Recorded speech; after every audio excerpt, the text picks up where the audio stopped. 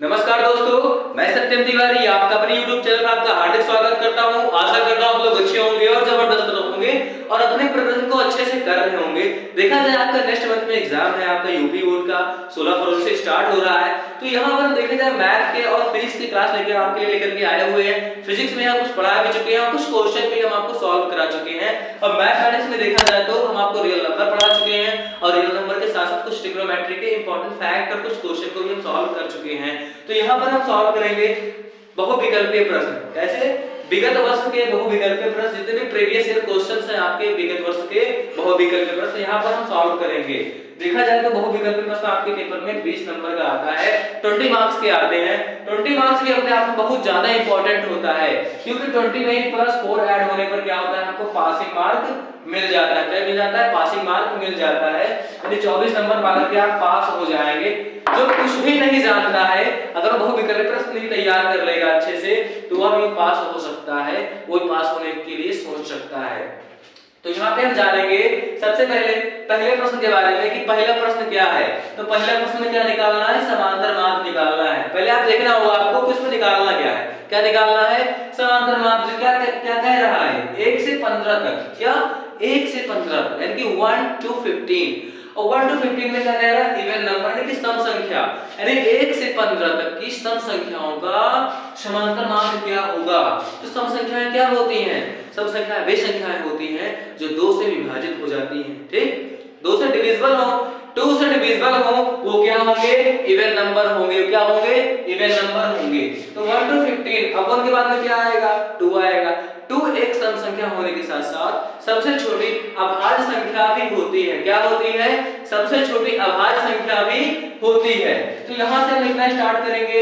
सबसे पहले हम डालेंगे हल, इसके बाद में 2 होगा, 1 के बाद में 4 होगा, फिर 6 होगा, फिर 8 होगा, फिर 10 होगा, 12 होगा और 14 होगा। और क्या होगा? 14 होगा। अब देखा जाए समांतर माध्य का मतलब क्या होता है?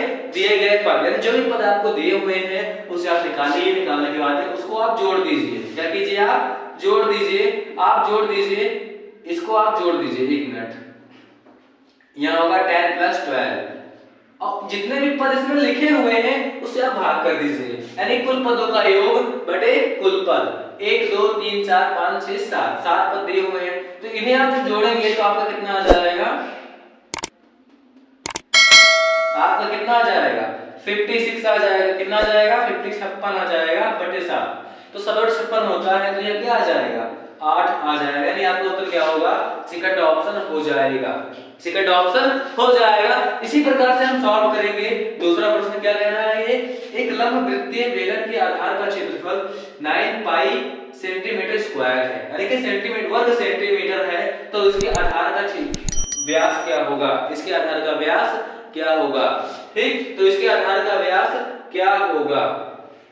तो इसको हम सॉल्व करेंगे। देखिए यहाँ पर क्या दिया हुआ है? यहाँ पर दिया हुआ है, यहाँ पर दिया है बेलन। क्या दिया है? बेलन, वृत्तीय बेलन। सॉरी, क्या है? वृत्तीय बेलन दिया हुआ है। वृत्तीय बेलन, वृत्तीय बेलन, वृत्तीय बेलन, वृत्तीय बेलन का क्या दिया है? क्षेत्रफल दिया हुआ है, एरिया दिया हुआ है। तो ये क्या दिया हुआ है? 9 पाई सेंटीमीटर स्क्वायर दिया हुआ है। ठीक, स्क्वायर दिया हुआ है। अब हम जानते हैं कि वृत्तीय बेलन का क्षेत्रफल बराबर क्या होता है? सर, पाई आर स्क्वायर होता है। क्या होता है? पाई आर स्क्वायर होता है। क्या होता है? पाई आर स्क्वायर होता है। तो यहां से इसको हम रख देंगे, इसकी वैल्यू को पुट कर देंगे। तो यहां से देखा जाए तो पाई से पाई कट जाएगा और क्या आ जाएगा? आर स्क्वायर बराबर 9 आ जाएगा। क्या आ जाएगा? आर स्क्वायर बराबर 9 आ जाएगा। अब इधर आर पर क्या है? स्क्वायर है, तो उस पर जगह क्या हो जाएगा? रूट में कन्वर्ट हो जाएगा। मतलब आर स्क्वायर, आर बराबर क्या हो जाएगा? √9 हो जाएगा। और √9 का मतलब होता है बेटा 3। क्या होता है? 3, यानी कि 3 आपका उत्तर हो जाएगा, जो कि आपके ऑप्शन नंबर 2 में है। 3 आपका उत्तर हो जाएगा। आशा करते हैं कि आपको क्वेश्चन तो समझा रहे हैं, आपको समझ में आ रहा होगा।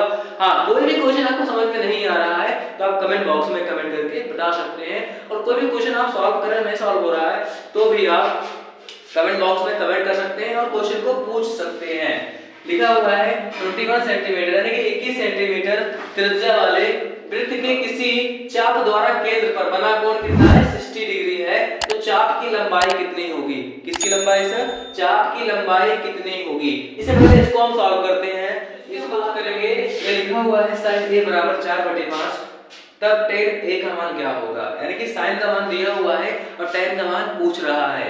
तो sin का मान दिया हुआ है, tan का पूछ रहा है, इसका मतलब क्या, पाइथागोरस प्रमेय सोच लीजिए, पाइथागोरस प्रमेय। अब पाइथागोरस प्रमेय का मतलब क्या हुआ कि इसमें आपका sin, मैंने इसमें बताया हुआ है आप लोगों को कि sin थीटा बराबर होता है लंब बटा कर्ण। क्या होता है, sin थीटा बराबर होता है लंब बटे कर्ण। क्या होता है, sin थीटा बराबर होता है लंब बटा कर्ण, लाल बटे कक्का लंब बटे कर्ण, जिसे हम लाल बटे कक्का भी कहते हैं, लाल बटे कक्का कहते हैं। तो ये होता है लंब बटे कर्ण। अब इसमें देखा जाए कर्ण होता है, ये क्या होता है, कर्ण होता है, हाइपोटेनस कहते हैं इसे इंग्लिश में। ये आपका लंब होता है, इसे हम परपेंडिकुलर कहते हैं। और ये आपका बेस होता है, यानी इसे हम आधार कहते हैं। आधार यानी base and perpendicular and hypotenuse, right. तो यहाँ पर हम देखेंगे sin थीटा बराबर लंब बटे कर्ण है, और यहाँ पर हमें निकालना क्या है सर, tan a निकालना है। tan a का मतलब होता है लंब बटे आधार। क्या निकालना है, लंब बटे आधार हमें निकालना है। तो हमें क्या दिया हुआ है, कर्ण दिया हुआ है। कर्ण कितना है सर, 5 है। कर्ण कितना है, 5 है। और लंब बटे कर्ण, लंब कितना है, 4 है। तो यहाँ पर एक सूत्र होता है, इस सूत्र के माध्यम से निकालेंगे, आधार स्क्वायर बराबर होता है, आधार का वर्ग बराबर होता है, ये सॉरी आधार बराबर होता है अंडर रूट कर्ण का वर्ग। क्या होता है, कर्ण का वर्ग माइनस लंब का वर्ग होता है। तो कर्ण का वर्ग क्या है, कर्ण का वर्ग कर दीजिए आप, 25 आ जाएगा। क्या आ जाएगा, 25, और इससे करेंगे 16 आ जाएगा। और ये कितना आएगा, 9, अंडर रूट 9 आएगा। वो अंडर रूट 9 का मतलब होता है 3। क्या होता है, 3 होता है। तो यहाँ से tan a का मतलब क्या हो जाएगा, इसका 3 आ गया। तो tan a का मतलब होता है लंब बटे आधार। क्या होता है, लंब बटे आधार, यानी कि tan a बराबर हो जाएगा लंब बटे आधार। लंब कितना है, 4, आधार कितना है, 3, यानी कि 4/3 आपका उत्तर आ जाएगा। ठीक, अब हम सॉल्व करेंगे तीसरा प्रश्न करेंगे। तीसरा प्रश्न क्या है, 21 सेंटीमीटर त्रिज्या वाले वृत्त के किसी चाप द्वारा केंद्र पर बना कोण 60 अंश है। कितना है, 60 डिग्री है। तो चाप की लंबाई ज्ञात करना है। क्या ज्ञात करना है, चाप की लंबाई ज्ञात करना है। तो चाप की लंबाई कैसे ज्ञात करेंगे, सबसे पहले हम r बराबर लिखेंगे। कितना दिया हुआ है, r बराबर दिया हुआ है 21 सेंटीमीटर। और थीटा बराबर कितना दिया हुआ है, 60 डिग्री दिया हुआ है। कितना दिया हुआ है, 60 डिग्री दिया हुआ है। तो हम जानते हैं कि चाप की लंबाई बराबर क्या होती है, चाप की लंबाई, किसकी लंबाई, चाप की लंबाई। क्या होता है, सूत्र थीटा बटे 360 डिग्री। क्या होता है, 360 डिग्री, और होता है 2 पाई r। क्या होता है, 2 पाई r होता है। ठीक, यानी कि थीटा बटे 360 लिख दे रहे हैं हम। ठीक है, लिख दे रहे हैं किसकी लंबाई, चाप की लंबाई। चाप की लंबाई क्या होता है, थीटा बटे 360 अंश इंटू 2 पाई r। ये होता है ना, इसको भी लिख दे रहे हैं। ये 4 है बेटा, और ये 5 है। ठीक, अब इतना सूत्र होता है। अब इस सूत्र के अकॉर्डिंग हम इस क्वेश्चन को सॉल्व कर लेंगे इसके अकॉर्डिंग। तो थीटा कितना दिया हुआ है, थीटा दिया हुआ है 60 डिग्री, बटे कितना है, 360 है, बटे कितना है, ये 560 नहीं है सर बच्चों, ये 560 नहीं है, ये है 360। ठीक है, और मल्टीप्लाई अब 2, और पाई का मतलब क्या होता है, 22/7। क्या होता है, 22/7। अब r बराबर कितना दिया हुआ है, 21 दिया हुआ है। कितना दिया हुआ है, 21 दिया हुआ है। तो यहाँ से हम सॉल्व कर लेंगे। 60 छक्का कितना होता है, 360। तो यहाँ पे 3 दूना 6 और 2 1 2 1 11 दूना 22, 3 दूना 6, यहाँ पर 2 नहीं कटेगा, 3 दूना 6 और 11 दूना 22, 2 से 3 बार, 2 से 11 बार कट गया ना। अब यहाँ पर 3 1 का 3, 7 3 21, 7 3 21 आ गया। अब 7 3 21 आ गया। उसके बाद में यहाँ पर क्या बच रहा है, यहाँ पर आपका बच रहा था 60 हो गया, यहाँ पर 7 बच रहा है। ठीक, तो 7 से 7 कट गया, ऊपर 2 है और 11 है। तो 11 का मल्टीप्लाई होगा 2 के साथ, कितना आ जाएगा, 22 आ जाएगा। ठीक 22 सेंटीमीटर आपका उत्तर हो जाएगा। 22 कहाँ है? ऑप्शन नंबर 4 में है। अब हम जानेंगे पांचवें प्रश्न के बारे में कि पांचवा प्रश्न क्या है। संख्या n² - 1 8 से विभाज्य होती है, तब ये संख्या है पूर्णांक है कि विषम संख्या है कि प्राकृत संख्या है कि सम संख्या है। तो यहाँ पर हम मानेंगे सबसे पहले n बराबर क्या मानेंगे? n² - 1 होगा, यही होगा ना, यही लिखा हुआ है। तो यहाँ पर n बराबर हम देखा जाए तो 1 2 3 4 5 हम नेचुरल नंबर को लेकर के चलेंगे और चेक करेंगे, ठीक। तो जब यहाँ पर n बराबर हम 1 रख देते हैं तो क्या होता है? 1 का स्क्वायर माइनस का 1 बराबर 0 प्राप्त होता है। ये भी 8 से विभाज्य है। चलिए n बराबर 2 रख देते हैं, तब देखा जाए तो ये 2 का वर्ग 4 माइनस 1 कितना? कोई एक विषम संख्या प्राप्त होती है। जब हम n बराबर 3 रख देते हैं तो 3 का स्क्वायर 9 माइनस 1 यानी कि जब 8 हमें प्राप्त होता है। तब जब n बराबर 4 रख देते हैं तो क्या प्राप्त होता है? यह देखा जाए तो 4 से 16 यानी 15 प्राप्त होता है। तो इस कंडीशन में फॉलो हुआ, लेकिन इस कंडीशन में फॉलो नहीं हुआ। अतः संख्या कौन सी है सर? विषम संख्या है। वो संख्या कौन सी है? विषम संख्या है। अब हम सॉल्व करेंगे। छठा प्रश्न क्या कह रहा है? k के किस मान के लिए समीकरण 3x - y + 8 = 0 और 6x - ky = 16 सब क्या लिखा है? समपाती रेखाएं निरूपित करते हैं। किस पर? 1/2 आएगा इसका मान k का, कि 2 आएगा, कि -1/2 आएगा, कि -2 आएगा। सबसे पहले इसको लिख लेंगे। ये मान लो पहला है, ये दूसरा है, ठीक। अगर शॉर्ट ट्रिक निकालनी हो, शॉर्ट ट्रिक लगाना हो तो क्या होता है बेटा? a1/a2 होता है बराबर b1/b2 होता है बराबर c1/c2 होता है। सेम कंडीशन फॉलो कर दीजिए। अब यहाँ पर यहीं से हम समीकरण को लिखेंगे नहीं, यहीं से लिखेंगे। यहाँ पर a1 क्या है? 3 है। क्या है? 3 है बटे a2 यहाँ पर क्या है? 6 है। लिख दिया मैंने। यहाँ पर देखा जाए तो b1 क्या है? यहाँ पर -1 का गुणा है। अब y में एक छिपा रहता है गुणे में। अब जब y माइनस में है तो यहाँ पर -1 आ जाएगा, तो यहाँ क्या है? -1 है। उसके बाद में यहाँ पर क्या होगा? यहाँ पर क्या है? यहाँ भी आपका k है। क्या है? k है। उसके बाद में ये हो गया a1/a2 b1/b2। अब लिखेंगे c1/c2। अब यहाँ पर c1 क्या है? c1 यहाँ पर 8 है, ठीक। और इसको इधर लेकर के आएंगे तो ये क्या हो जाएगा? माइनस में हो जाएगा। तो यहाँ क्या हो जाएगा? 8/8 हो जाएगा, लेकिन ये माइनस में होगा। किस में होगा? माइनस में होगा। ये वाला 8 माइनस में होगा। किस में? क्यों माइनस में होगा?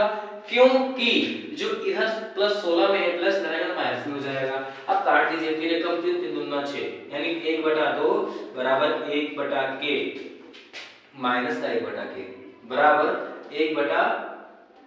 1 मिनट। यहाँ 16 था, सॉरी। यहाँ भी आपका 1/2 आ जाएगा, जो भी माइनस का आएगा। अब यहाँ से k की वैल्यू निकालेंगे तो k की वैल्यू क्या निकल के आएगी? हमारी 2 निकल के आएगी। क्या निकल के आएगी सर? 2 निकल के आएगी। अतः हमारा उत्तर क्या हो जाएगा? 2 हो जाएगा। अब हम सॉल्व करते हैं सातों प्रश्न। हम बात करते हैं सातवें क्वेश्चन की। क्या लिखा है? यदि द्विघात समीकरण 3x² - 6x + k = 0 है, के मूल समान है। के मूल समान है तो यहाँ दिया है सर मूल समान है। क्या दिया है? मूल समान है। तो यहाँ पर देखा जाए तो इसकी हम कंपैरिजन करेंगे किससे? b² - 4ac से। क्या करेंगे? b² - 4ac। तो यहाँ क्या हो जाएगा?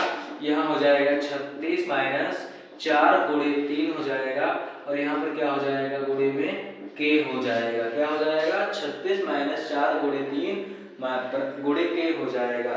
अब इसका हम पंचांतर कर देंगे, ठीक। तो इस 36 को उस पार भेजेंगे तो इस पार आएगा तो माइनस में हो जाएगा और ये भी माइनस लगा हुआ है, यहाँ -12k हो जाएगा।